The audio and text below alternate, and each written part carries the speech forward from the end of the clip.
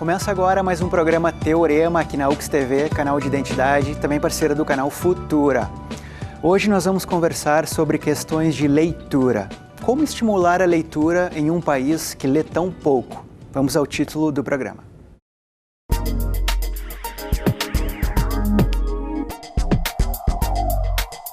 O tempo que os brasileiros dedicam à leitura está cada vez mais reduzido. Conforme uma pesquisa realizada pelo site NOP World, em 2015, em um ranking de 30 países, o Brasil se encontra na 27ª posição no quesito tempo gasto com a leitura. A pesquisa ainda revela que a taxa média de leitura brasileira é de 4 livros por pessoa durante todo o ano. Diante disso, o teorema de hoje pergunta: como podemos desenvolver a prática da leitura? Essa é a pergunta do programa Teorema de hoje. Recebemos 3 convidados. João Cláudio Arente, coordenador do mestrado e doutorado em letras aqui da UX. Bem-vindo, João. Eu tenho dificuldade em pronunciar o teu sobrenome. Como é que seria o certo? Arente. Arente, ok. Flávia Machado, mestre em letras e agora doutoranda também em letras. Bem-vinda. Ana Júlia, também mestre em letras e doutoranda. Bem-vinda. Vamos conversar um pouco sobre leitura, né? Estímulo da leitura nesse nosso país que, infelizmente, lê tão pouco. João, como é que você percebe o nosso país, né? Eu estava dando uma olhada em alguns índices, mais ou menos em 2015, 1,7 per capita por ano. Eu acho que é um número baixo, né? Sendo que, enfim, nós temos editoras espalhadas pelo país inteiro, nós temos programas governamentais de incentivo à leitura, nós temos feiras de livro praticamente em todos os municípios do país. Então, quando a gente tem números dessa natureza, obviamente que esses números causam um certo espanto e um certo constrangimento, né? Digamos assim, na comunidade escolar, né? Até nas próprias autoridades, né? Porque tanto a escola quanto alguns setores, né, governamentais são os que incentivam a formação de leitores. E quando pelas pesquisas se tem esse tipo de retorno, óbvio, né, que causa constrangimento, né? Ana, vocês estão fazendo doutorado em leitura, né? Isso. É uma questão cara para vocês esse desafio de como aumentar o número de leitores no nosso Brasil? Vocês têm esse pensamento também, essa preocupação? É um debate que é levantado em diversas áreas e nas nossas aulas a gente debate, mas não existe uma resposta de como chegar a atingir um maior número de leitores, por exemplo. Eu acho que envolve tantos conceitos por trás disso tudo que a gente ainda não tem uma resposta, mas eu acho importante porque a leitura ela transforma o mundo individualmente do leitor, que depois isso vai passando para outros setores da sociedade. É legal porque nós conversávamos antes do programa, existem algumas disciplinas que vocês talvez se foquem um pouco mais. Daqui a pouco o professor João vai falar sobre a sociologia da leitura. Eu queria que a Flávia falasse um pouco sobre esse projeto, né, tão bacana que você foi despertado através de uma disciplina do professor João, né, Flávia? Fala um pouco sobre isso. Bom, eu, juntamente com a minha colega aqui, a Ana, eu tive a oportunidade de me matricular nessa disciplina, Sociologia da Leitura, onde eu tive a honra de ter o professor João Cláudio como meu professor, e por meio dessa disciplina que eu comecei a observar e a destacar como que a comunidade surda, que tem uma língua que é diferente da língua portuguesa, poderia se dispensar para uma leitura de modalidade escrita, como por exemplo. E dali então surgiu o primeiro projeto, que foi pensando o ato de ler, que foi o ano passado. Foi constituído também nessa modalidade, que era o incentivo à leitura, e por meio disso era trazer o espaço da biblioteca, onde nós tivemos também a honra e o privilégio do professor estar autografando sua obra, né? Não sei se o professor gostaria de falar depois um pouquinho da sua obra, e foi assim, para eles, enquanto sujeitos surdos, foi algo assim extremamente maravilhoso, porque eles entendiam que a biblioteca, eles achavam que toda a biblioteca era toda a UX. E quando eles se deram por conta que a biblioteca, todo aquele espaço da biblioteca era só apenas a biblioteca, e que dentro da biblioteca havia tantos livros quanto, eles ficaram deslumbrados. E dali nos deu mais motivação ainda de nós continuarmos fazendo mais desse projeto. Por isso que esse ano nós vamos ter o segundo ato de ler. Que bacana. João, a velha questão que a gente tem que levantar, né? Aquela questão sobre o primeiro estímulo da leitura no ensino fundamental, médio, onde os alunos, de certa forma, são empurrados para os cânones, né? Você acha que um aluno que está começando uma trajetória de leitura, ele está preparado, por exemplo, para ler Machado de Assis? Como é que você percebe? Não, eu acho que não estaria preparado. O que a gente vê do ponto de vista assim, de capacidade de leitura é que a leitura, as pessoas não nascem com essa habilidade formada. Então, isso tem que ser aprendido ao longo da vida. Desde o momento em que o sujeito nasce, ele tem que ser estimulado constantemente para desenvolver essa habilidade de, primeiro, conhecer, digamos, a linguagem escrita, de dominá-la, de conseguir usá-la o melhor possível, para então se tornar um leitor. E mesmo que ele tenha já um bom repertório, que ele já conheça a estrutura frasal, que ele conheça a gramática, não significa que ele seja capaz de ler e compreender Machado de Assis, por exemplo. Porque, no caso da leitura literária, nós temos outros elementos que dizem respeito ao conteúdo, aos temas trabalhados, ao modo como o mundo é representado por esses autores. Então, o que a gente sempre espera do leitor, ou das pessoas de modo geral, é que elas sejam estimuladas ao longo da sua vida para que elas um dia possam fruir os chamados grandes autores, aquilo que você mencionou antes do programa, ler os clássicos, ler os autores canônicos e assim por diante. Então ninguém nasce com isso, tem que ser aprimorado, tem que ser desenvolvido e tem que ser incentivado. Ana, você acha que isso acaba afastando uma parte de leitores, ou seja, a obrigação de ter que ler livros que eles não entendem, livros que ainda estão distantes da realidade deles? Você acha que isso afasta? Sim, eu acho que afasta porque a gente tem que ir como se fosse um passo a passo, um degrau de cada vez. Ninguém no ensino médio vai começar a ler Machado de Assis, ou pelo menos não a maioria, alguma exceção talvez. Eu mesma, que me considero uma boa leitora atualmente, na época do ensino médio, tentei ler Machado de Assis e odiei. Mas eu acho que é um passo de cada vez. Tu começa com uma literatura talvez um pouco mais fácil para chegar a conseguir atingir essa habilidade de ler. Por exemplo, a gente debatia antes do programa como ler poesia. Não é todo mundo que tem essa habilidade para ler poesia. Tu tem que ir aprimorando com o tempo. E eu acho que essa base começa na família. Eu sempre defendo essa ideia. Em casa, tu ter livros à disposição, tu ter uma biblioteca ou pessoas com quem tu convive que leiam, eu acho que isso faz a diferença. Flávia, como foi para você, na época da escola, esse primeiro contato com esses autores canônicos? Como é que foi para você? Você se assustou no primeiro momento ou conseguiu já ter o interesse despertado? É como os colegas estão falando, a gente não é despertado uma paixão para ler. E se tu te depara, por exemplo, com Machado de Assis, que tem toda uma dificuldade por detrás da leitura, uma interpretação por detrás da leitura, ele te causa estranheza. E quando te causa estranheza, tu afasta. E tu não tem a propriedade de querer ler, a menos que um professor te incentive para isso e te conduza de uma forma harmônica, de uma forma descontraída, alegre, ou de outras formas que possa ser constituída. Mas no meu ensino médio não foi tão agradável, não. A gente fazia por quase obrigação, como a minha colega Ana colocou. Você acha que uma solução para isso, João, seria incorporar autores contemporâneos, na grade de leitura? Eu não sei se isso já acontece. Sim, porque, na verdade, o ensino fundamental está organizado de uma forma diferente do ensino médio.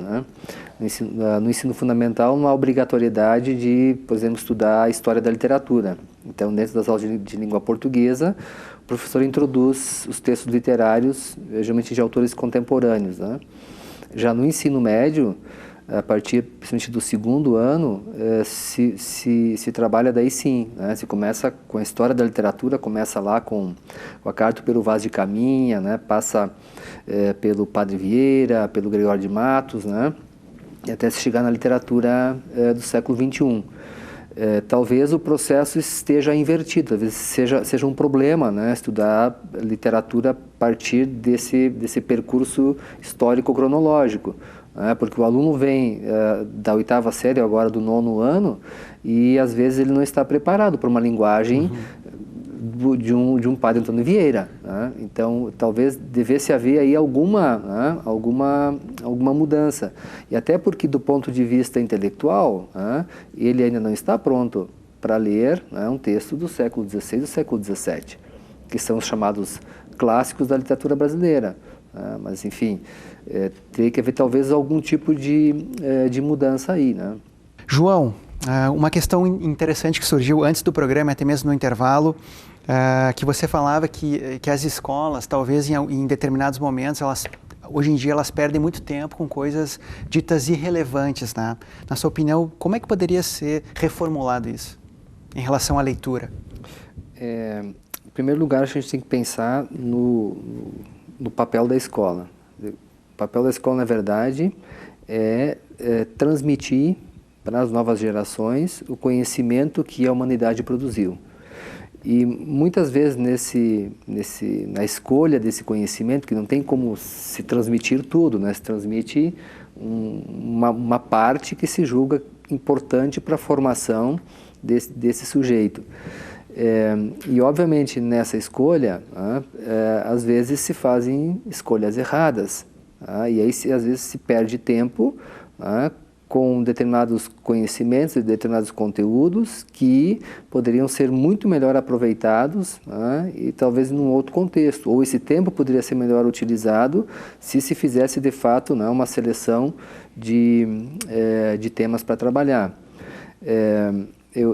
Eu acho que a escola, de um modo geral, ela assumiu para si o papel de formação de leitores e ela não está dando conta dessa tarefa. E quando eu digo escola, é a instituição escola como um todo, sem dizer que é culpa do professor que não lê, sem dizer que a culpa é da direção da escola, que não cria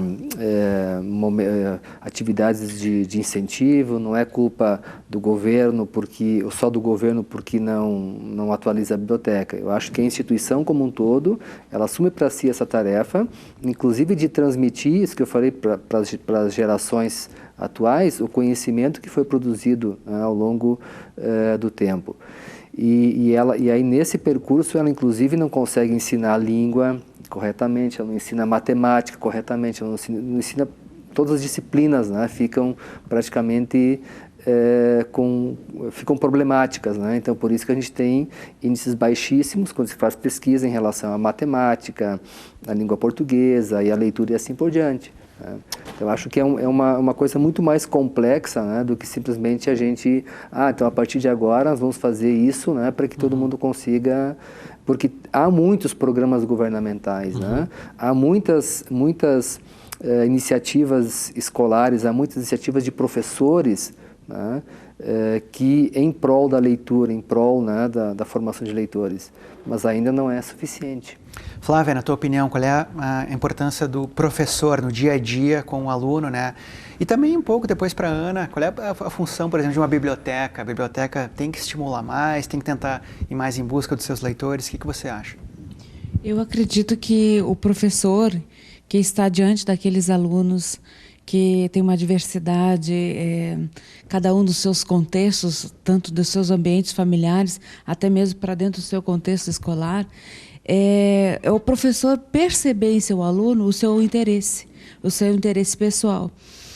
Porque existem muitas leituras novas atualmente no mercado que têm despertado o interesse desses alunos e muitas das vezes existe um currículo e esse currículo tem que ser seguido. E o professor não quer fugir desse currículo porque ele precisa fazer uma intervenção pedagógica nesse sentido, porque ele tem que respeitar o que está sobre base. Mas os alunos, diante de toda uma diversidade que se encontra, eles querem manifestar sua opinião e muitas das vezes o professor, querendo respeitar o currículo, não consegue respeitar, por exemplo, o que o aluno tem interesse. Eu acho que isso deve haver um processo de construção em sala de aula, permitir levar o aluno a entender o que é a leitura, para que a importância da leitura, qual o ato de ler mesmo? O que realmente me vale enquanto sujeito para me refletir, enquanto um cidadão crítico e consciente para a sociedade? O que a leitura vai me trazer disso tudo, de um aspecto que a literatura vai me dar como base, me formando um cidadão crítico e consciente para a sociedade? Eu vejo que a escola deve ter esse papel. Eu entenderia dessa maneira. Ana, você também é escritora. Para escrever, nós sabemos que a pessoa tem que ter uma certa habilidade, uma certa amizade com a linguagem, digamos assim. É um pouco de vocação. Você acha que o leitor, de certa forma, também precisa de um pouco de vocação? Você acha que todo mundo pode se tornar leitor? Ou, por exemplo, leitura de literatura não é para todo mundo? Eu acho que sim, todo mundo pode ser leitor. Agora, leitor de literatura é uma questão um pouco mais delicada. Ela exige um pouco mais da pessoa, tanto desde dessa parte da família, da escola, do professor. O acesso à biblioteca eu acho muito importante. Tem pessoas que têm medo ou têm vergonha de ir numa biblioteca porque não sabem como mexer, nem como procurar. Essa questão de tu estar na biblioteca e se sentir à vontade de ir em busca desse conhecimento ou dessa literatura. Mas o leitor de literatura, eu acho que ele tem que ser dia a dia testado e degrau por degrau chegar a essa literatura mesmo. João, por que o leitor, por exemplo, uma pessoa que está acostumada a ler jornal, revista, livros não literários, o que leva uma pessoa a ler literatura? O que essa pessoa busca na literatura? Eu acho que é necessidade de fantasia. As artes, de um modo geral, elas proporcionam momentos de fantasia, momentos de divagação. E essa necessidade de fantasia que do ser humano pode ser satisfeita com televisão, com história em quadrinho, com jogos eletrônicos, enfim, com pintura, com escultura, com música. E a literatura é só mais uma dessas artes que pode proporcionar o acesso à fantasia. Então, por isso que eu acho que essa ideia de que nem todo mundo se torna leitor de literatura, isso é pura verdade. O sujeito não pode comprar uma revista de motos e ler as reportagens e ficar imaginando, ficar fantasiando, andar numa moto daquelas ou num carro daqueles, isso é fantasia também. Agora, do que a gente não pode abrir mão é da formação de leitores. E não necessariamente de leitores literários, leitor de jornal, leitor de revista, leitor de filme, leitor de imagem, leitor de espaço, leitor de ambiente. Quer dizer, entrar no espaço e conseguir entender a organização dele, saber que em contexto X ou Y, quando ele passa o olho, ele já faz o reconhecimento e se adapta, se adequa àquele espaço. Então, a leitura é muito mais do que leitura literária.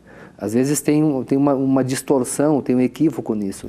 Vocês acham que a leitura literária acaba refinando esses outros tipos de leitura que o João se refere? Eu acredito que sim, porque eu concordo plenamente com o Iser, quando é um teórico da leitura, que diz que o ato de ler faz com que tu pense os pensamentos de um outro. Isso amplia a tua capacidade de ler o mundo, ler as pessoas à tua volta, de conseguir constatar o que está se passando dentro dessa visão de mundo transformada através da literatura. Flávia. Eu acredito que no momento que tu passa a fazer todas essas leituras, como o professor mencionou e a Ana, tu vai muito além dos teus próprios pensamentos, tu anda uma milha a mais. É um pensamento bem mais alto que o seu. E isso acaba te tornando um outro cidadão, uma outra pessoa no contexto. E as relações interpessoais também se tornam diferentes, porque tu passa a ter uma outra leitura. Se tu me permite, com os meus alunos de formação de tradutores e intérpretes de Libras aqui na universidade, quando a gente se depara que a gente tem que fazer uma tradução de uma imagem onde não há nada escrito, e eles têm que trazer toda aquela tradução para uma modalidade escrita da língua portuguesa, eu percebo o grande desafio que eles têm. Que o ato de falar é uma leitura diferente do ato de escrever. E isso realmente existe elementos, técnicas que tu vai construindo. Como eu disse anteriormente para a minha colega, que ela falou na fala anterior, é um processo, é uma formação e tu tem que construir isso. Ai, bacana. Estamos chegando ao final do programa. Eu queria encerrar, por favor, João, tem mais uma observação? Sim, só fica à vontade. Dizer que o evento que está sendo organizado, né, pela Flávia, junto com o programa de doutorado em letras, ele tem como tema a leitura Janelas para o Mundo, né? E eu diria mais que a leitura abre janelas para o mundo e portas para a vida. Muito bacana. Eu queria terminar o programa perguntando para vocês que livro vocês estão lendo no momento, ou o último livro que leram, ou o próximo que lerão, para ficar uma espécie de dica e estímulo para quem está nos assistindo. João? Olha, eu acho que eu vou voltar ao Franz Kafka, que é um autor de língua alemã que viveu na República Tcheca. Tá certo. Flávia? As leituras que eu tenho feito, porque a gente está num período bastante denso, né? Que são literaturas bem específicas para a formação, para a gente entregar a nossa para entregar para a qualificação o nosso doutorado. Mas até a última leitura que eu estava realizando era o material da minha própria colega mesmo que eu estava fazendo. Que até ela pode falar sobre. Bacana. Muito bacana mesmo a leitura que ela o livro que ela escreveu. Bacana. Ana, brevemente. Brevemente, eu estou lendo bastante teóricos para o doutorado, mas por prazer eu estou lendo O Cancioneiro, do Petrarca, com a tradução do José Clemente Pozenato, que lançou nos últimos dias aí. Você tem livros publicados de literatura, né, Ana? E tem aprontando um para 2016, né? Exato, de 2016 deve sair, então, é um romance. E tem o Corpos para um Vitral, que é carreira solo, e outros de contos também. Certo. Esse livro que ela mencionou agora é o livro que nós vamos fazer nesse segundo ato de ler, onde ela vai estar lá autografando para o pessoal que vai estar prestigiando nesse momento. Bacana. Por isso que eu me debrucei, além de todos os teóricos que a gente está fazendo as leituras, esse livro eu acho que vale a pena ler e recomendo. Bacana. Por isso que ela está nesse projeto, que foi convidada com muito prazer e muita honra. É uma felicidade te ver e saber que tu aceitou legal. essa proposta. Muito obrigada. João, Flávia, Ana, muito obrigado pela presença de vocês aqui no Teorema. Hoje nós conversamos sobre a importância da leitura e tentamos traçar alguns planos para estimular a leitura em um país que lê tão pouco. Espero que você tenha gostado. Até a próxima.